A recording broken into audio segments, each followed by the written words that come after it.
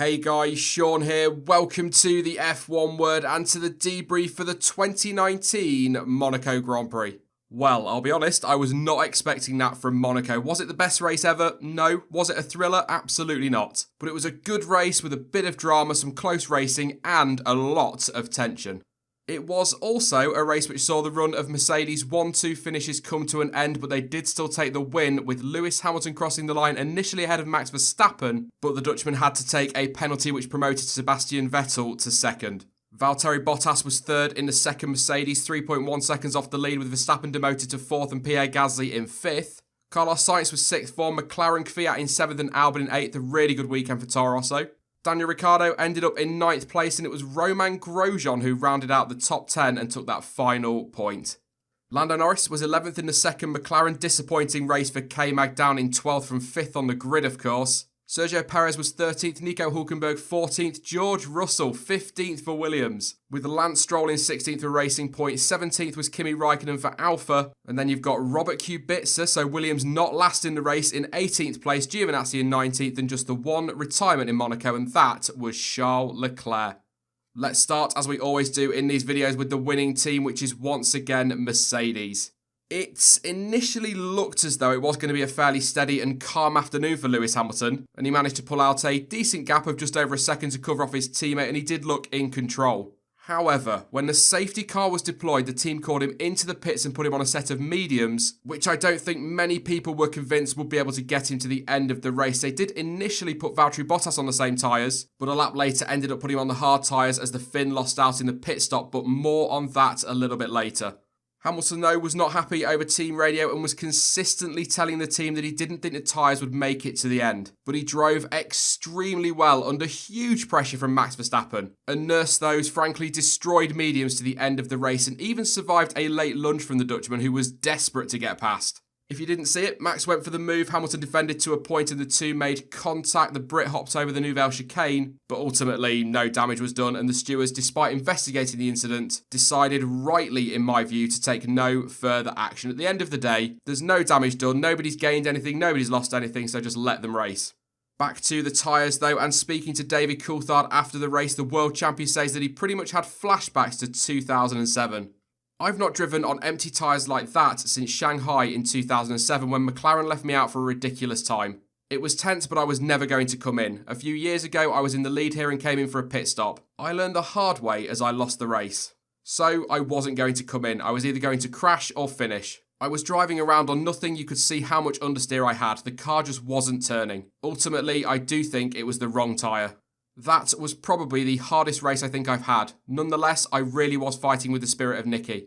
Nicky's been such an influential person in our team, helping us to get where we are, so I know he'll be looking down and taking his hat off today.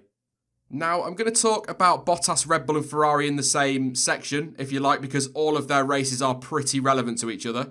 Charles Leclerc was out of sync after a miscalculation by Ferrari in qualifying, which saw the hometown hero starting down in 15th place, of course. Leclerc did make a couple of really good overtakes towards the start of the race, including an absolute stunner up the inside of Romeo Grosjean into Rascasse. Great move. But a lap later, he tried the same move on Nico Hülkenberg, and on the face of it, looked as though he was going to get it done, but he hit the wall with his right rear, which pitched him into a half spin and left his Ferrari with a puncture. Already understandably frustrated with what happened in quali, Leclerc quite clearly drove far too quickly trying to get back to the pits and did huge damage to his floor. That was pretty much it for him then from that point, and he eventually retired. Frankly, I have absolutely no defence for that, and I don't think many will. Again, you know, I do get his frustration, and I do get the pressure that's on him because it's his home Grand Prix. And I also know that he's got to take risks to try and make his way back through the field. But driving at speed back to the pits with a puncture like that, for want of a better term, is a bit hot-headed, and ultimately that cost him any slim chance he had of recovering. And I still think, I said this in the race reaction yesterday, having just pulled off that move on Grosjean, he could and probably should have taken a deep breath and been a bit more calculated in the move on Hülkenberg. Yes, you have to take chances when they present themselves, especially in Monaco. But he already made up places, was on the medium tyres, and probably should have thought a bit more long-term, looked at the bigger picture of the race. Alright, he's made the move. Okay, it's not really gone the way he wanted it to, but he should have driven more slowly back to the pits. That's the end of it, really. With debris all over the track, that obviously saw the safety car deployed and resulted in Mercedes going for the double stack, as well as Verstappen and Vettel pitting. Bottas backed the two of them up to give his team a bit more breathing space, but that also put the Finn under a bit of pressure. However, despite that, it did look as though Mercedes delivered a decent stop, and Bottas was set to keep his position, but Red Bull released Verstappen into the path of the Mercedes. The two made contact, and the Red Bull left the pits in front and in second place. Now it will come as no surprise that was investigated, and Verstappen was slapped with a 5-second time penalty for an unsafe release. Also, even though it was a team error and in no way his fault, as in the light went green and he left his pit box, no way could he see Bottas in his mirrors. But the stewards still felt the need to give him 2 penalty points, which quite frankly is nonsense. I will add as well that in my opinion the penalty seemed very lenient compared to what we've seen previously. I genuinely was fully expecting a minimum of 10 seconds, but probably a drive-through penalty. Following that contact, Mercedes saw a drop in pressure in Bottas' front tyre and decided to pit the Finn just 1 lap later and put on the hard tyres. Honestly, something they should have done for both drivers in the first place, but let's face it, hindsight is a wonderful thing. What did the drivers say about it all though? Well, Verstappen is not blaming his team for the incident and believes it was a case of not being able to see properly in a tight pit lane. The penalty from the pit stop is unfortunate, but I don't think the team did anything wrong and it is impossible to see in that tight pit lane. When you look at our pace, we were very strong and that's the most important thing. Of course, I would have liked to be on the podium, but I enjoyed the race and you win some, you lose some. It's easy to say with a few more laps I would have got him, but I tried my very best and that was all I could do. As for Valtteri Bottas though, he was just relieved that it wasn't any worse and feared he could have dropped to the back of the pack. For some reason, my stop was a bit slow. Then Max came out alongside me in the pit lane even though he was behind before. We were side by side. I kept my line, he drifted right, we touched and then I touched the wall because there was no more space and I got a puncture. Honestly, I thought when I had a puncture that I was going to be at the back of the grid. Luckily, I didn't lose a lot of places, so I was unlucky but lucky at the same time. It could have been a lot worse. Good drive for Pierre Gasly to go from 8th to 5th. Good strategy as well from the team, to be fair. But yet again, he just didn't seem to be able to get anywhere near his teammate pace-wise. Having said that though, Red Bull did pit him with a few laps to go for a set of soft tyres, and he was able to go on and set the fastest lap and gather that bonus point. As for the second Ferrari, if you like, it was a quiet day for Sebastian Vettel, or at least it seemed that way when watching. He took full advantage of Bottas' issues and Verstappen's penalty to finish the race in a season-best second place. To be honest, when watching the race, it felt a little bit like it was all about tyre management and race management from Vettel's perspective. And post-race, he pretty much confirmed that, admitting that they were struggling with overheating tyres. A tough race to manage. In Monaco, something can always happen, and today, something happened. I thought we had a good stop, but Max must have had an incredible stop, and obviously they touched in the pit lane. So I thought it was good for me, and we could capitalise on Valtteri's puncture, which was a shame for him. From there, we tried to stay there to put the pressure on. With Max's penalty, we tried to always stay in range. I struggled a bit towards the end of the race. I wanted to put a bit of pressure on, but struggled with my rear tyres. I think Lewis and Max were in a worse position with managing their tyres, but mine were getting too hot. All in all though, I feel like it was a good drive from Seb. Ferrari didn't really look to have the pace to challenge all weekend, but with Hamilton's tyre issues, he was able to stay in touch. I guess just keep himself in contention. I mean, anything can happen in Monaco, and it's all about being in the right place at the right time. And quickly, by the way, I will reiterate what I said in the race reaction yesterday. I genuinely felt like Seb was on for the win at one point. The team put him on the correct hard tyre at the stop. Hamilton looked like he would have to stop again, and Verstappen had a penalty. Alright, yes, a lot of ifs and buts, but it was looking good for him at one point. Let's run through the rest of the field then, starting at McLaren, and what a drive from Carlos Sainz. P6 absolutely should not be sniffed at in any way, and he drove brilliantly. But the vast majority of the work was done on lap 1 as a Spaniard drove around the outside of the two Toro Rossos at Massenet, finishing the move off into Casino to move himself up into that crucial 6th place. Absolutely brilliant. And I will try and remember to put a link in the description to his tweet with the onboard of that first lap. Well worth a watch. Lando Norris, though, had a very quiet weekend, only 12th in qualifying and finished 5.7 seconds off a points-paying position. Norris did point out, though, post-race that he had to manage his pace to look after the tyres at one point, and actually believes that that helped out Sainz with his strategy. Both the Toro Rosso boys, as I've already said, had very strong races. Daniel Kvyat says that he was a sitting duck at the start and lost out to Gasly and, as I covered previously, Sainz as well, but overall he was delighted with 7th place and the car in general. That was echoed by Alex Albon, who also praised the team's strategy but did add that it was a tough race when it came to managing tyres. I've got to say, both drivers have been very good so far in 2019 and it is a very well-deserved result. Really hoping, fingers crossed for both of them, that they can keep up this form for the rest of the year. Should also add at this point that all 4 Honda-powered cars finished in the points. What a result for them. It was a mixed day for Renault. Daniel Ricciardo, as you saw earlier, did make it into the points. He looked set for 10th, but then pipped Grosjean to 9th on the final lap after the Frenchman was given a penalty, and the Aussie put in one hell of a last lap. I think nearly 2 seconds quicker it was in the end. However, without putting too much of a dampener on it, he had made a great start and was running 5th before the safety car came out, and then after that got stuck in traffic and that pretty much screwed him over. So, despite the points finish, Ricciardo described the race as frustrating, and I can completely understand that, because looking back, it could have been so much more for him. Very disappointing day, though, for his teammate. The German said, quote, "Nothing went our way today," and was obviously caught up in Leclerc's move up his inside, which Hülkenberg has since described as too aggressive, saying the Ferrari came from quite far back and I didn't leave much of a gap anyway. Then I saw that he launched and I tried to play fair. I opened the steering and tried to leave him some space and let us both live. He spun on his own axis and that kissed my car. Down at Haas, it was an odd day, quite frankly. Kevin Magnussen was, like Ricciardo, another one who lost out under the safety car. Such a shame, really. Okay, he lost a position to the Aussie on the opening lap, but he would still have been on for some decent points and that would have been a very fair reward for a great qualifying.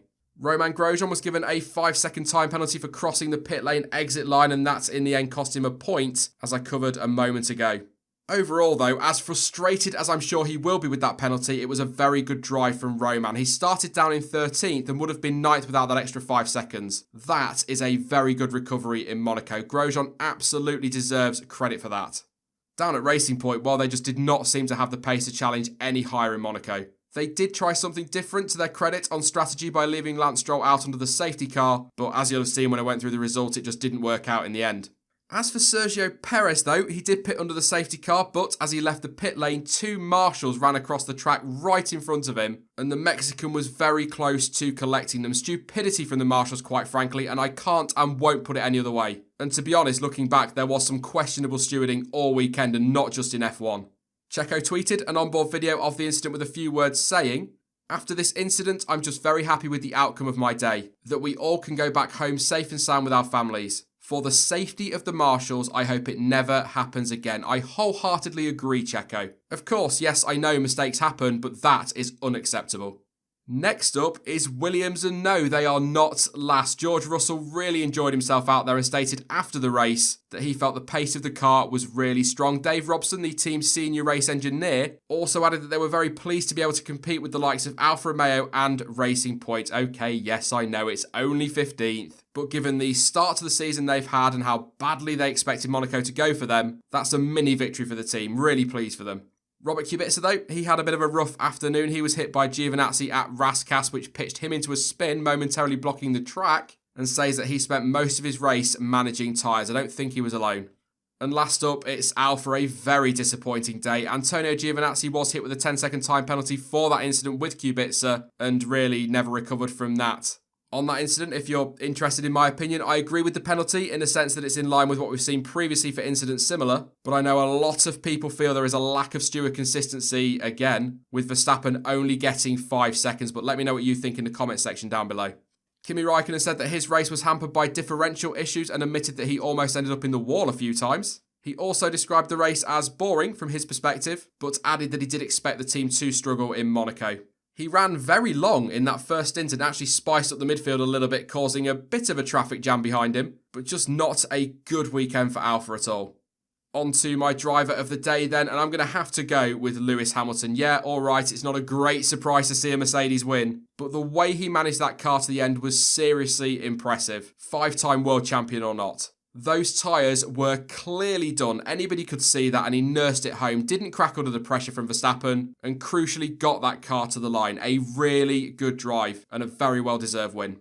A few other shout-outs though, and Carlos Sainz absolutely deserves a mention, if nothing else for that first lap overtake, but he drove very well in general. Daniel Kvyat for that 7th place as well, and to be honest, I really do think that Romain Grosjean deserves a mention too. 13th to 9th in Monaco is nothing to be sniffed at. It's just a shame that he made the mistake and cut the pit exit, ultimately demoting himself to 10th. Before I go then, let's have a look at the championship table, starting with the drivers, and Lewis Hamilton is still top now on 137 points. That is 17 points clear of teammate Valtteri Bottas. Sebastian Vettel climbs to 3rd on 82, with Max Verstappen dropping to 4th on 78 and Charles Leclerc remaining 5th on 57. Pierre Gasly is still 6th on 32, with Carlos Sainz now heading the midfield on 18. Kevin Magnussen dropping to 8th, Sergio Perez in 9th and Kimi Raikkonen in 10th, but incredibly close in that midfield, as expected really. In the Constructors' Championship, Mercedes are obviously still top, 257 points now, with Ferrari in 2nd on 139, with Red Bull sitting 3rd on 110, well clear of McLaren in 4th, who have 30. Racing Point stay 5th on 17th, Haas are 6th on 16. Toro Rosso make a decent leap up to 7th place, now on 16 points as well. Renault though, down in 8th place, I can't think many predicted that after 6 races, 14 points for them. Alfa Romeo are 9th on 13, and of course Williams continue to prop up the table with nothing on the board yet. That is it then for the Monaco Grand Prix debrief, and in the comments section down below you can let me know your thoughts on the race weekend, and also do let me know who your driver of the day was. Now, I will be back soon with more content as ever, and I do plan on upping the amount of content on non-race weeks now that I've got a few of my personal things sorted out. So hopefully the channel will be somewhere near back to normality from now on. In the meantime though, you can follow me over on social media. The links to Twitter, Instagram, Facebook, and of course to Discord are all in the description down below. But as ever, thank you so much for watching, and I will catch you all in the next one. Bye bye.